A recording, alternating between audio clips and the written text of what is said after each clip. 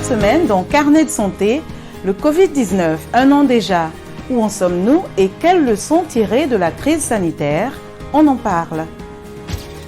Le directeur de l'OMS, Tedros Adhanom Ghebreyesus, partage ses réflexions sur la pandémie de Covid-19 dans une entrevue exclusive avec la VOA. De plus, le Cameroun connaît une augmentation de la contamination au coronavirus. Enfin, une projection de ce à quoi pourraient ressembler les mois et années à venir avec la maladie Covid-19. C'est dans cette édition de Carnet de santé.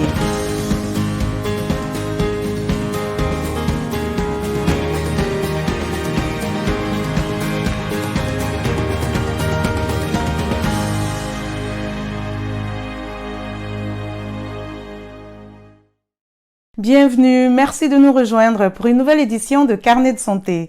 Cela fait déjà un an que le Covid-19 a été identifié comme une pandémie par l'Organisation mondiale de la santé. Le 30 janvier 2020, le directeur général de l'OMS, Tedros Adhanom Ghebreyesus, a déclaré le nouveau coronavirus une urgence de santé publique de portée internationale. Le virus a ainsi changé nos habitudes et notre mode de vie. Depuis lors, plus de 118 millions de personnes dans le monde ont été infectées par le coronavirus et pas moins de 2,6 millions ont perdu la vie.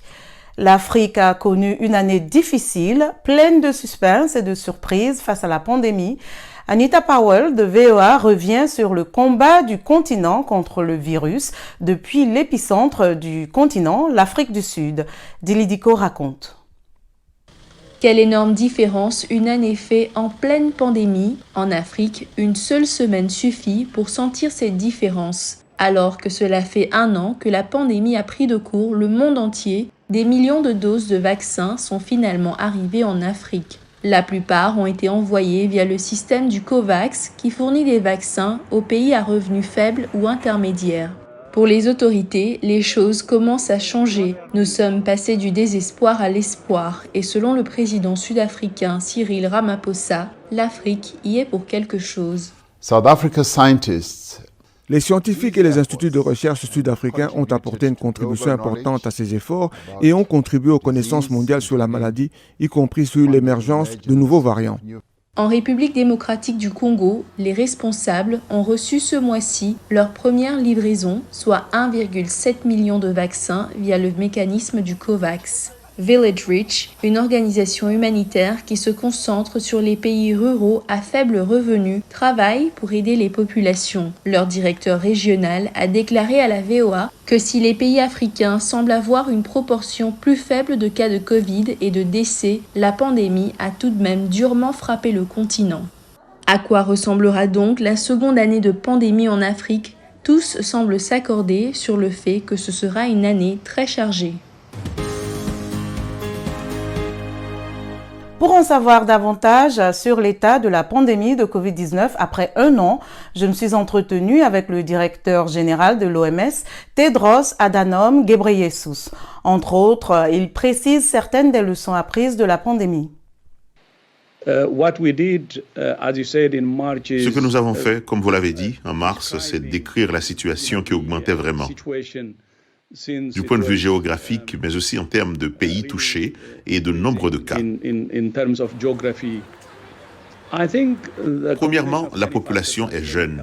Et deuxièmement, l'Afrique a en fait commencé le plus tôt possible, vous savez, à se préparer et à réagir de sorte qu'une action rapide et précoce a vraiment été entreprise. Troisièmement, l'action n'était pas seulement au niveau des pays individuels, mais c'était un effort coordonné à l'échelle du continent. Cela aide également. Et quatrièmement, l'Afrique, notre continent, est régulièrement confronté à de nombreuses maladies infectieuses. Comme vous le savez peut-être, de nombreux pays, des pays à revenus élevés, ont été surpris par la pandémie. Certes, ils ont investi dans la médecine, dans les services secondaires, tertiaires, dans les services de surspécialité, mais leur investissement dans les soins de santé primaires, dans la santé publique, la base de la santé publique, était vraiment minime. Les pays devraient donc vraiment accorder plus d'attention à la santé publique, aux soins de santé primaire, afin de préparer l'avenir et de mettre fin à cette pandémie. Le Cameroun connaît une augmentation inquiétante des infections au Covid-19, un an après avoir déclaré son premier cas. Le pays compte plus de 35 700 cas positifs selon les statistiques officielles. Les observateurs disent que cela est dû en partie à l'assouplissement de certaines mesures de distanciation sociale. Emmanuel Jules-Tab nous en parle de Yaoundé. Corbillards et ambulances se croisent à l'entrée de l'un des centres spécialisés de prise en charge des patients atteints du Covid-19 à Yaoundé. 450 malades, dont 29 enfants, ont été hospitalisés ici en février dernier. Ces derniers jours, la direction du centre fait face au flux de nouveaux patients. D'ores et déjà, 20 des 23 lits du service de réanimation sont occupés. Les hospitalisations C et B où on admet les patients modérés. Nous avons en hospitalisation C 94 patients et en hospitalisation B nous avons 75 patients. Vous voyez, pour des capacités de 99 lits, vous voyez que c'est pratiquement plein. Ce pic de contamination est consécutif à plusieurs facteurs, selon cette journaliste spécialiste des questions de santé. On veut bien comprendre que le gouvernement voulait sauver l'économie, mais force est de constater qu'en décidant d'assouplir les mesures, l'autorité a un peu démissionné de son rôle. La population a compris ça comme la fin de l'épidémie. La riposte passe désormais par le lancement d'une campagne de vaccination. Un plan de déploiement et de vaccination a été validé, élaboré et validé. Nous avons souscrit à l'initiative COVAX et naturellement nous sommes en train de remplir toutes les conditions pour recevoir dans les jours qui suivent aussi le vaccin. Un an après, la gestion des fonds mobilisés pour lutter contre le Covid-19 fait également polémique au Cameroun. Nous avons décidé de lancer un projet, COVID-19 Transparency and Accountability Project, pour essayer de comprendre comment est-ce que l'État a utilisé les fonds pour combattre le Covid, parce que vu que c'était une emergency, et on veut juste savoir s'ils ont vraiment suivi le protocole quand on parle de la transparence. La pandémie a aussi fragilisé des centaines de milliers de petits métiers. De nombreuses vies ont été perturbées et perdues et des leçons sont à retenir à différents niveaux en raison des sombres réalités apportées par la crise sanitaire. Nous avons voulu savoir comment a été votre expérience et dans quelle mesure le Covid affectera-t-il ou modifiera-t-il votre comportement à l'avenir en ce qui concerne votre santé et votre hygiène. Voici ce que certains d'entre vous ont répondu sur Facebook. Ernest Médard Kachala de Chikapa au Kasaï en RDC écrit « Le Covid-19 m'a porté à respecter les mesures telles que le port obligatoire de masques et aussi pour l'avenir, je suis en mesure de relater cette histoire à mes enfants. » Journaliste Pierre Kandayi dans la province du Kasaï écrit « Le Covid-19 a changé ma vie puisque j'applique toutes les mesures barrières. Entre autres, je me lave les mains, je porte le cache-nez, je respecte la distanciation sociale. » Et enfin, Christian Poulatissa écrit « Le Covid nous a également enseigné à pérenniser le combat contre l'automédication, étant donné qu'en RDC, 3 personnes avaient trouvé la mort à cause de cette pratique. » Le Nigeria a reçu plus de 3 millions de doses de vaccins Covid-19 dans le cadre de l'initiative COVAX. L'un des premiers agents de santé de première ligne à recevoir le vaccin Oxford AstraZeneca au Nigeria a été Faith Eragbaye, infirmière à l'hôpital national d'Abuja. Faith, qui s'est remise du virus bien avant l'arrivée des vaccins, a expliqué à VOA pourquoi elle était émue après avoir été vaccinée. Regardez.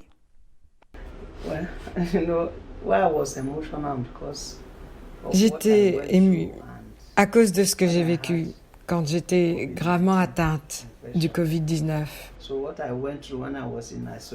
Ce que j'ai vécu quand j'étais en isolement et en sortir vivante.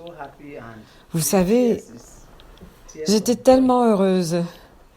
Oui, ce sont des larmes de joie de voir aujourd'hui que le vaccin pour lequel nous avons prié est maintenant une réalité. Quand j'ai été informée par la direction qu'ils m'ont choisi, mais que ce n'était pas obligatoire, que je pouvais consentir ou pas. J'ai dit oui, pas de problème, parce que je crois que cela va encourager beaucoup de gens à avoir la certitude que s'ils peuvent prendre le vaccin, cela signifie que c'est sans danger pour tout le monde. Et j'étais heureuse, honorée. Et je sais que cela deviendra viral. D'ailleurs, je suis si heureuse que cela va aider l'humanité. Cela va aider les gens à avoir la certitude que oui, ce vaccin est bon. S'il arrivait, par exemple, que vous contractiez à nouveau le virus, ça ne sera pas aussi sévère qu'auparavant. Vous ne vivrez pas le même traumatisme. Parce qu'au fait, le vaccin ne vous garantit pas à 100% que vous ne contracterez plus, le virus. Il est important de noter que certains pays européens ont suspendu l'utilisation du vaccin AstraZeneca en raison de caillots de sang signalés chez certaines personnes. Une mesure de prudence pendant que la question est étudiée en profondeur par les experts. L'Agence européenne des médicaments n'a pas trouvé de lien direct entre le vaccin et les caillots sanguins. Comment appréhender le futur avec la crise sanitaire? Steve Baragona de VOA a un aperçu de ce à quoi pourraient ressembler les mois et années à venir après la pandémie de Covid-19. Suivons le récit de Blanche Sanou. Après un an de rues vides et d'hôpitaux pleins de malades, dans de nombreuses régions aux États-Unis, des espoirs vers la fin de la pandémie sont en vue. Je pense que d'ici l'automne, à moins que quelque chose d'imprévisible ne se produise avec les variants, nous allons voir des événements sportifs en présentiel. Nous allons assister à des événements sociaux, le cinéma, les restaurants et les bars. Les vaccinations s'accélèrent. Un troisième vaccin, celui de Johnson & Johnson, est en ligne. Une société rivale Merck aidera à augmenter les approvisionnements dans le cadre d'un accord négocié par l'administration du président Joe Biden. Nous sommes maintenant sur la bonne voie pour avoir suffisamment de vaccins pour chaque adulte aux États-Unis d'ici la fin du mois de mai. Les experts disent qu'il est dans l'intérêt des pays riches de s'assurer que les pays à faible revenu se font vacciner. Des variants dangereux peuvent apparaître partout où le virus s'est propagé. Il pourrait ralentir le retour à la normale. Certains affaiblissent déjà les vaccins. Les premières doses semblent toujours efficaces, mais de nombreux variants continueront d'évoluer. Essentiellement, c'est un avertissement en nous disant que ce virus est sournois et qu'il a la capacité d'échapper à nos défenses. Autre chose qui pourrait ralentir le retour à la normale, la précipitation dans l'assouplissement des mesures de contrôle. Nous avons fait la même erreur l'année dernière, rappelez-vous, et nous devons être très prudents en ce moment. Nous ne devons pas répéter la même chose, surtout à un moment où nous savons qu'il y a plus de variants à venir. À long terme, le plus gros problème peut être celui des personnes qui ne font pas confiance au vaccin. Les enquêtes indiquent qu'elles représentent environ un quart des Américains, un tiers des habitants de 6 pays africains et 79% au Liban, pour ne citer que ces exemples. Il y a une profonde hésitation. Je pense que les gens seront moins hésitants lorsqu'ils verront que cela fonctionne et qu'ils verront leurs voisins et les membres de leur famille se faire vacciner, même s'il y aura toujours un petit groupe de personnes qui ne voudront pas du vaccin. En fin de compte, le Covid-19 peut être là pour toujours. Les experts disent que cela signifie que beaucoup plus de pays ont besoin d'usines de fabrication de vaccins, de sorte que le monde ne soit pas à nouveau coincé avec des vaccins pour les pays riches au détriment des autres. Notre émission tire à sa fin. Pour plus d'informations et l'actualité sur le nouveau coronavirus, rendez-vous sur notre site web voaafrique.com. Vos questions et réactions sont toujours les bienvenues sur la page Facebook de VOA Afrique. Vous pouvez aussi me suivre sur Twitter, @Linormoudou. Merci de votre fidélité à Carnet de Santé. D'ici la semaine prochaine, on se lave les mains fréquemment et on utilise un masque en public.